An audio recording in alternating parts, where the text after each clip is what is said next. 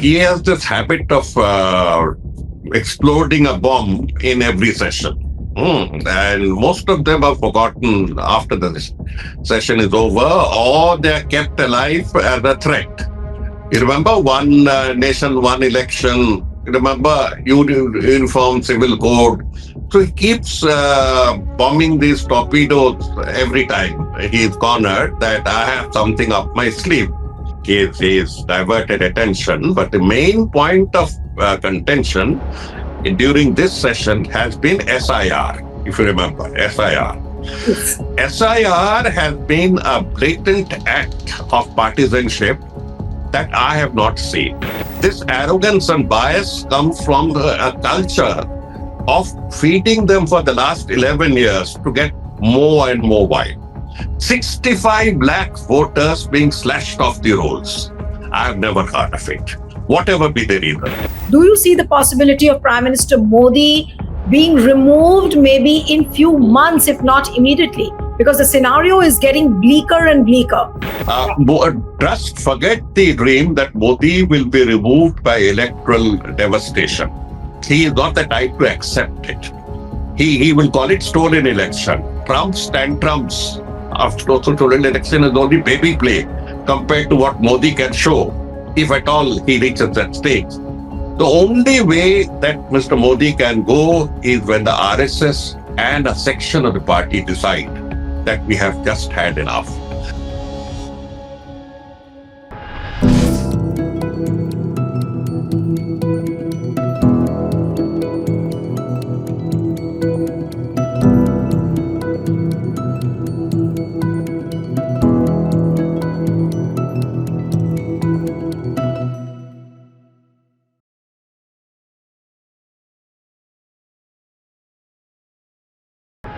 Hello and warm welcome to HW News Network, your one-stop show, truth be told, for some engaging and thought-provoking conversations. Now, senior lawyers, activists, opposition MPs have raised concerns over the misuse of the three contentious bills tabled in Parliament under what is called the 130th Constitution Amendment Bill.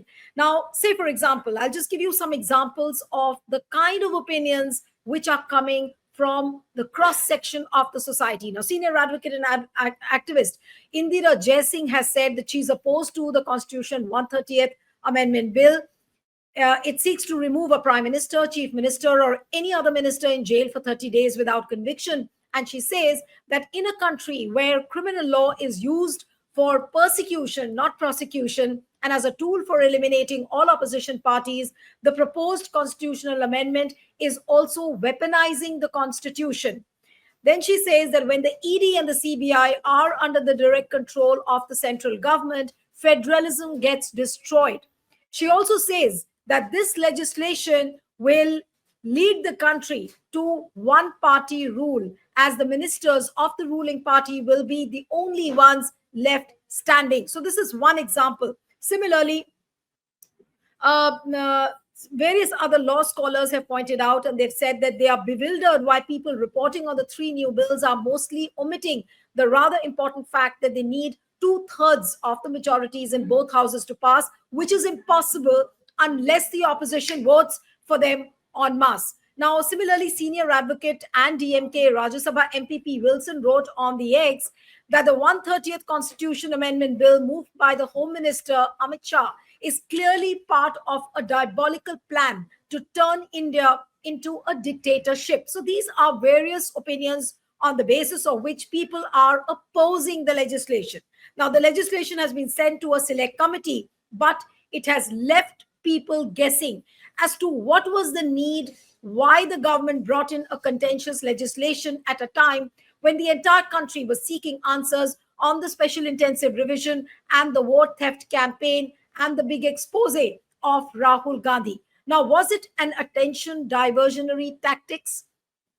Or do you see this as some kind of a big or a sinister design on the part of the Modi government? But we'll try and discuss that. Is this Modi's last act of desperation? Because you read it in history books and in the novels, when the emperor is losing, he acts on the desperate mode and he kicks on the desperation button. Is this the last act of desperation on the part of the Prime Minister Modi? Because he's cornered from all across, internationally, geopolitically, strategically, and also politically on the home front. Joining me this evening is a very special guest, former Trinamool Congress Rajya Sabha MP, columnist, author, and a former bureaucrat as well. Thank you so much, Jawhar Sircar, for joining on the HW News. And my first question to you, sir, is you've been in Parliament for long. Do you see Prime Minister Modi bringing in this 130th Constitution Amendment Bill as a last act of desperation? No, I don't see it as the last act. There are lots of last acts he has up his sleeve. He has this habit of exploding a bomb in every session. And most of them are forgotten after the session is over, or they are kept alive as a threat. You remember one nation, one election. You remember uniform civil code. So he keeps bombing these torpedoes every time he is cornered that I have something up my sleeve. And now we don't talk about one nation, one election anymore, though he has got it ratified by a rubber stamp president, ex-president and all that. It's just not workable. He knows that. The point is, there are 2 points. Number one, very much as we would like to think he feels cornered, he is really not that cornered as yet. Not that cornered as yet. He is in a difficult wicket, that's all. He's in a difficult wicket. There's no sign of him even attempting to defend his fortress in that sense of what we call the final assault. That's number one. Number two, the gross realities of Indian politics are not sinking in to those who still believe in constitutional propriety. Let me be a little more blunt. In the last 7 years, 6 years, 9 constitutionally elected state governments were toppled, not by governor's rule, that's old fashioned. Indira Gandhi used to do it, that's old fashioned, were toppled by money power, absolute money power. Okay. And many of them, like Karnataka and Maharashtra, were reinstated with a combination of money power and electoral jugglery. I'm using the word electoral jugglery because it's being proven by the day that there is more to it than meets the eye. We had always suspected it, but more coming up. So money is a major factor that you have to understand. That even if you bring down Mr. Modi from 240 to 140, he has money. I have not used the term they. I have to use the term he. He is a product of nouveau capital, post 1991 capital accumulation in the hands of what we call the systems manipulators. The systems manipulators have been working through the permit control Raj. They have used the levers of the permit control Raj to set up plants and all that. They know their way around, but they have crossed all limits. Like yesterday, the US Secretary for Treasury bluntly mentioned that the Russian oil thing boils down to Modi enriching select families. If you read it again, select families. While the press in India remains mute on the score, I have been saying, many others of the opposition have been saying, that this Russian oil import thing has been a money spinner where Modi's friends are concerned. And I have proven it with ample evidence, signed evidence from his government as to how much they could have possibly made. There's no denial. There were 22 or 23 letters between me and the Union Petroleum Minister. It's out in the public domain. So now today, just now, Jaishankar defended it, saying, just now, about 5 minutes ago, I read that he's defending the Russian oil thing. Now, Trump is a dirty player. He's not a normal player. He's caught them where it hurts. By catching them where it hurts, he's hit upon a nerve that nobody in India has spoken up to so far. so far. That is, you have been using Russian oil not for patriotic and nationalist purposes, not for lowering the cost of petrol and diesel for your citizens. You've just kept it stable. That's all, somewhat stable. You have done it for your crony capitalists. So that's one. Now coming back to the same point of crony capitalism, this has grown out of hand, which is one of the reasons why I have to leave politics and get out. It's not possible. Hmm. Anything can be done with money. Now let's get to figures. Let's get to numbers where we stand today.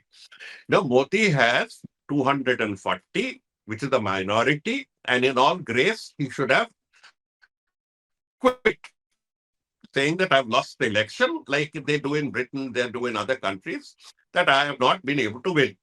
Instead, he has borrowed 40 votes from four parties. He's got 16 from the TDP, with whom they broke off in 2018, abusing each other wildly. 2018, they were together and then they broke off. He's borrowed it from his flip-flop friend, the JDU. He's borrowed. So together they have put in 40 votes. And they're extracting as much as they can. Extracting as much as they can. So logically, people are saying if these 40 votes could be taken over on the Charan Singh model and rewarded very heavily, Modi's majority is out. Both his majority is out. If 40 or even 30 of them are taken over, it's not very impossible. If you offer something, a big lollipop that you can't refuse to Chandrababu Naidu, whose personal ambitions are well known, he would not refuse. Neither did Charan Singh, nor did Devilal. Nobody refused. Or Chandrasekhar. We have gone through that period. So theoretically, that is possible. Theoretically, that is possible. But practically, I don't think it is possible because money power will come in. How much have you given to him? I will double it. And I will double it is something that only Mr. Narendra Modi can say. But And I'm sir, putting it what that not even the party. The right? party is not so complicit, if I may put it, in all this. This No, but money since the goes to him. Yeah, but Mr. Sarkar, since the time Amit Shah tabled this bill yesterday in Parliament, Mm, people mm. have been discussing various possibilities that will this government now crumble under the pressure of its own allies now because the allies will question there are question marks on whether Naidu would support the 130th constitution amendment bill. It could be used against him, not to forget that he was in jail before he became the chief minister. It could be used against Nitish Kumar. It could be used against his own CMs like Yogi Adityanath, who pose as challengers. So has Modi opened a Pandora's box by bringing in this unexpected 130th constitution amendment bill? He has done it. Obviously, he has done it. He's diverted attention. But the main point of contention during this session has been SIR, if you remember, SIR. Yes. SIR has been a blatant act of partisanship that I have not seen. I conducted my first election as assistant returning officer during Indira Gandhi's 1977 vote. I was the assistant returning officer in that poll that drove away Indira Gandhi, 1977. From that till the time, I have been state chief electoral officer conducting two full parliament elections in West Bengal, a difficult state, difficult state. I've seen this from 1977 till today. Believe me, and I'm saying this not as somebody who has had a brief foray in politics. I'm saying this somebody as a very, very worried citizen. Never have I seen such an arrogant and biased CEC. This arrogance and bias comes from a culture of feeding them for the last 11 years to get more and more wide. 65 lakh voters being slashed off the rolls. I have never heard of it, whatever be the reasons. You see, remember in 2004, 2024, when we went for elections, his predecessor, the CEC, that was another gentleman was mentioned. In 24, he was mentioning that after 2019, our voters have come up by more than 8.5 crores. And that's exactly what happens. The rate of growth could have been a little slow, may have been, but we haven't come to that demographic flattening. We are only talking about it. It will take us another 10 years to reach the demographic flattening because the demographic contours are still weighted in favor of the young, which means the No, but voters do list you, will go up but and up and your up for some more time. But Mr. Hmm. Sarkar, what is your assumption with the way the leash is tightening around Prime Minister Modi, Hmm. whether it is internationally by Donald Trump's tariffs, the tariff bomb, or whether you see whatever is happening, whatever developments, the political developments back home on the domestic front, whether it is Operation Sindoor, whether it is SIR, whether it is Rahul Gandhi's big expose, and now the entire opposition coming together on this vote chori issue. Do you think that it looks like the end game of Prime Minister Modi? He is in an unusually cornered position. He is in an unusually cornered position. You see, this his big bluff of the foreign policy, which was mainly post Jaishankar. In the early stages, we had a decent policy when Sushma Swaraj was around to temper him down, that these are not possible. But once he got Jaishankar in, and remains a docile bureaucrat, and now an aggressive one where the opposition is concerned, the same opposition he had served pretty wimpishly for many years. Jaishankar and company led him to believe, just like many other bureaucrats around him in Niti Aayog and others, that you are the last word in glory. So basically, India was punching well above its weight, and it would be called off. The bluff what would be called off. This Operation Sindoor was when the bluff was called off. Not one nation in the world, I repeat, not one nation in the world stood by India. Two nations stood by Pakistan. Turkey did and Azerbaijan did. And a dozen others said, Latte raho beta. That's all. Nobody came, nobody bought that game that India had done it for terrorists. So on the foreign policy front, he's terribly isolated. Now he's crawling up to China. I'm using the term crawling up to China as and trying to make friends. And even when China is still in occupation of our territory, about which you can't question because there is this hyperactive judge who says you can't question all this if you are un-Indian for you to question. I think it's very un-Indian, unjudge-like for him to raise such a question. Unjudge-like. It's well beyond his remit to raise it, but nevertheless. So he's crawling up to China as a form of titular support. He is reinforcing his links with Russia because he understands that Trump understands only nuisance. Trump doesn't understand power. He understands nuisance. The way Trump crawled all the way up to North Korea, you remember? The spoiled brat of international politics, North Korea, that personally demented person. He crawled up because he never knew which nuclear toy he would play. The way he gets along with Netanyahu, who's known to be an international, what shall I say, an international thug. That's the only word we can use for the Gaza genocide. He crawls up to people, but Modi, for some reason or the other, is just not figuring in his game. So he's not figuring. Even China, with all the threats, he made up. He made up with China. There is reasonable peace. So Modi, once you don't get it into that bracket, you never get it into that bracket. You know, there's a small thing in the IAS when we were taught horse riding. We were told that a horse can assess a rider at the first moment. And if the horse chucks you off, as my horse did, chuck me off on the first round, and I fell off the horse, that particular horse never respected me. So, where Trump is concerned, you must remember, he respects only somebody who can give him nightmares. Right now, he's making up with Putin, not so much for the Nobel Prize. The Nobel Prize is not available on a button, even in Pakistan says so. He's making up with Pakistan, not because Pakistan is, let us say, rolling in his pockets.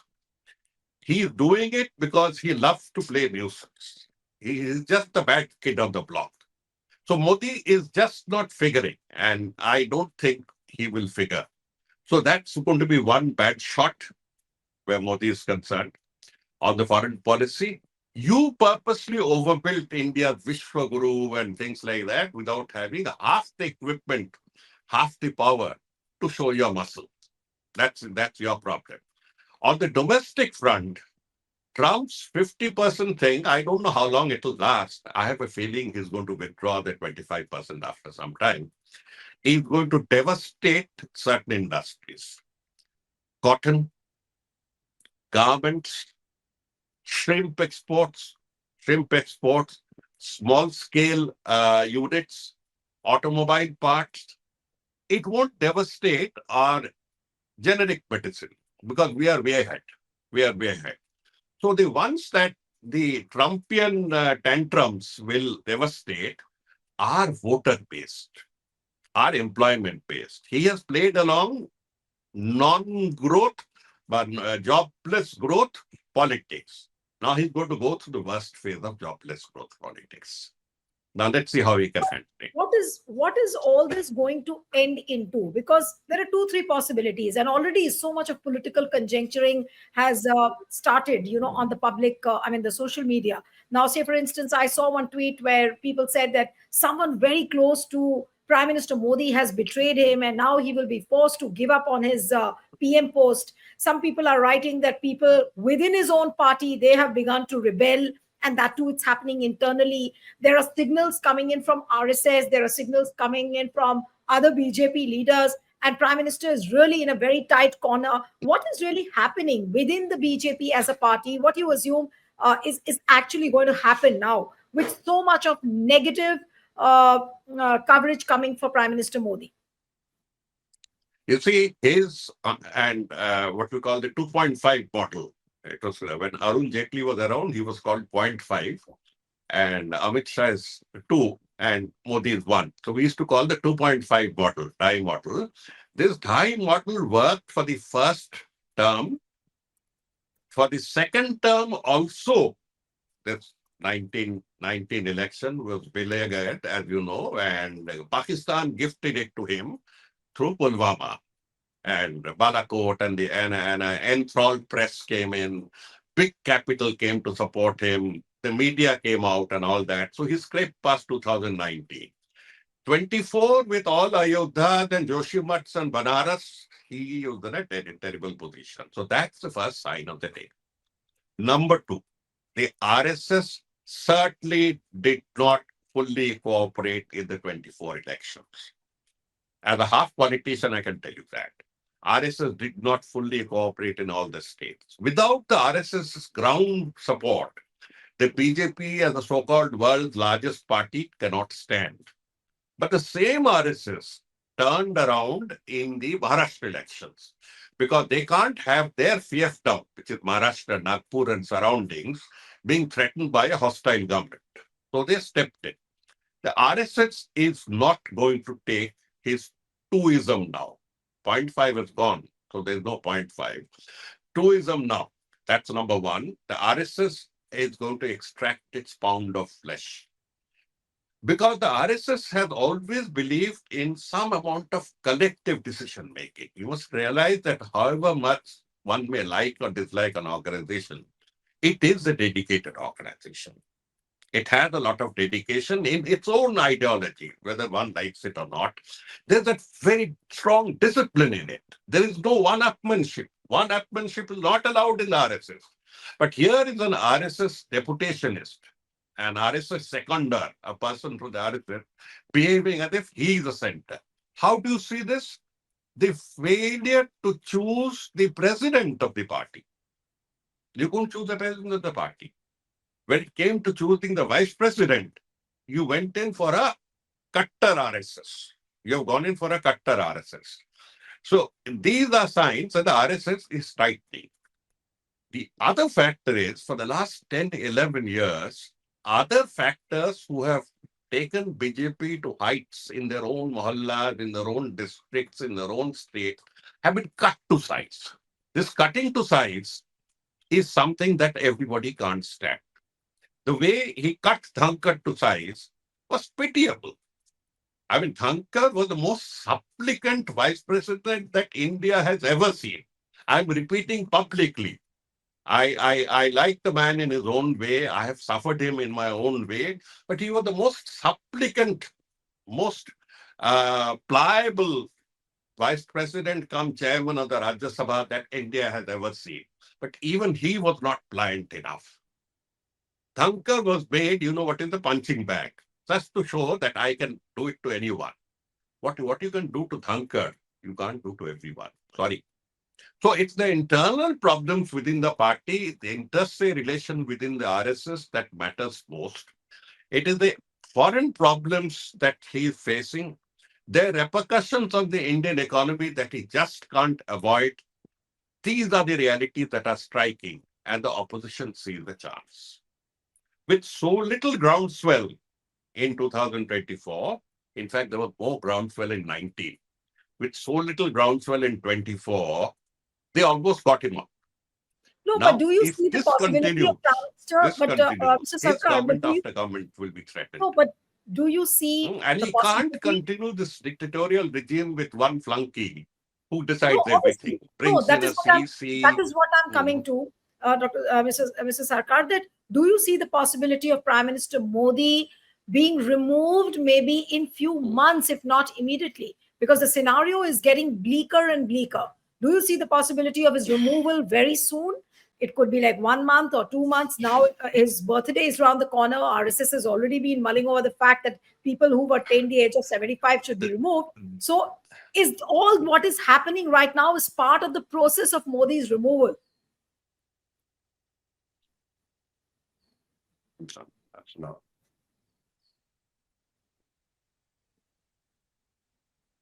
Can you hear me, Mrs. Sarkar? Mrs. Sarkar, can you hear me? Uh, you see, Modi will not be removed through this electoral defeat. Uh, Modi cannot be, let us get, I can hear it. I can hear you now. There was a little break. Yeah.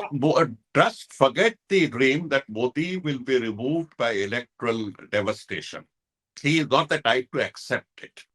He will call it stolen election. Trump's tantrums of stolen election is only baby play compared to what Modi can show, if at all he reaches that stage. The only way that Mr. Modi can go is when the RSS and a section of the party decide that we have just had enough. We implement the 75 rule, or we implement 75 plus 1 year grace rule, or something like that. They'll come up with some stratagem. Because they further continuance of this sort of politics is not only going to harm the economy, it's going to harm the polity as well. You see this rules about Bangladeshis.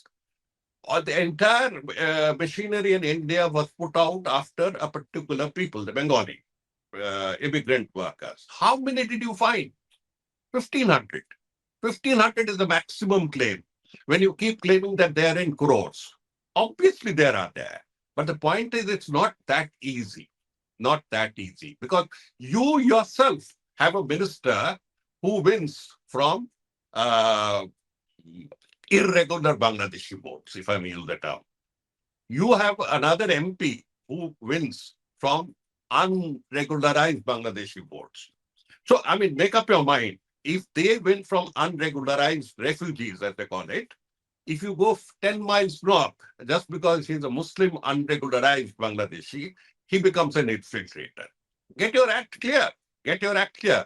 He is in Calcutta tomorrow, I believe, and statesman has said that this will be one of the discussions that how do we control the movement of unregularized or illegal immigrants, as we say.